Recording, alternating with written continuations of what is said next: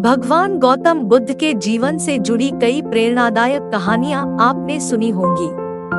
बुद्ध के विचारों से व्यक्ति का जीवन बदल जाता है। तभी तो अंगुलीमाल जैसा डाकू भी बुद्ध से मिलकर भिक्षु बन गया। गौतम बुद्ध से जुड़ी एक नहीं बल्कि कई कहानियां हैं, लेकिन भगवान बुद्ध और आम्रपाली की कहानी सबसे ज्यादा प्रचलित है। आम्रपाली, जिसे दुनिया की सबसे खूबसूरत वेश्या कहा जाता था, लेकिन जब आम्रपाली भी बुद्ध से मिली तो उनके विचारों से प्रभावित हो गई। इसके बाद अपनी धन संपत्ति सब कुछ का त्याग कर आम्रपाली एक साधारण भिक्षुकी बन गई और संपूर्ण जीवन भिक्षुकी बनकर ही बिता दिया। जानते हैं गौतम बुद्ध और वेश्या आम्रपाली की ये कहानी। इतिहास के पन्ने आपको बिहार के जिला वैशाली के राजाओं और नगरवधु आम्रपाली के किस्सों से भरे मिलेंगे। कहा जाता है कि एक गरीब दंपति को एक आम के पेड़ के नीचे कन्या मिली थी। उसके माता पिता पता नहीं क्यों उसे पेड़ के नीचे रखकर चले गए थे। दंपति ने लड़की के माता पिता के बारे में बहुत पता लगाया, लेकिन कुछ पता नहीं चला। इसके बाद गरीब दंपति ने ही उस कन्या का लालन पालन किया और उसका नाम आम्रपाली रखा। आम्रपाली बहुत ही रूपवान थी।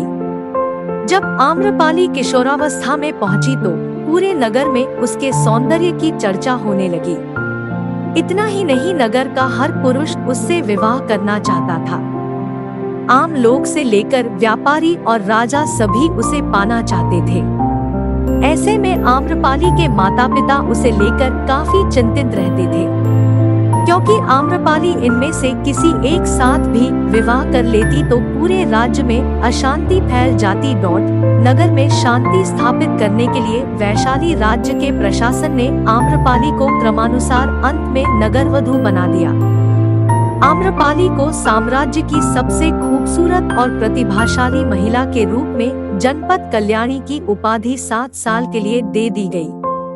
आम्रपाली को धनाभूषण से लेकर अपना महल भी मिला।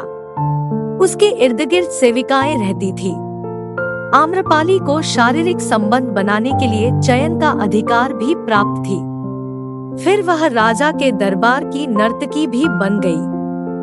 जब पहली बार आम्रपाली को हुए बुद्ध के दर्शन, ज्ञान प्राप्ति के 5 साल बाद गौतम बुद्ध बिहार के वैशाली में जब पहली बार आए थे तो उनके स्वागत के लिए वहां की प्रसिद्ध राजनर्तकी आम्रपाली गंडक नदी के तट पर पहुंची।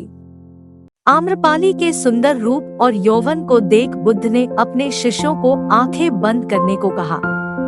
कहा जाता है कि आम्रपाली एक बौद्ध भिक्षु पर मोहित भी हो गई थी।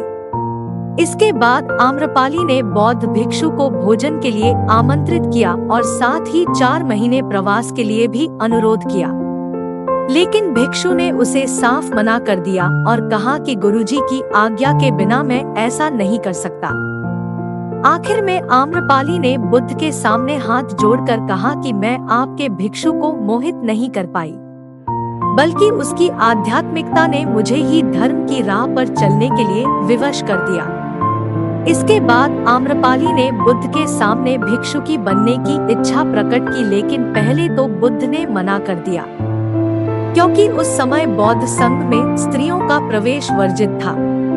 हालांकि इस घटना के बाद बुद्ध ने स्त्रियों को बौद्ध संघ में प्रवेश की अनुमति दे दी। फिर आम्रपाली सामान्य बौद्ध भिक्षुकी बन गई और वैशाली नगर के हित के लिए कार्य करने लगी। उसने अपने केश कटवा लिए, सारा धन बांट दिया और भिक्षा पात्र लेकर सामान्य भिक्षुकी बनकर पूरा जीवन व्यतीत किया।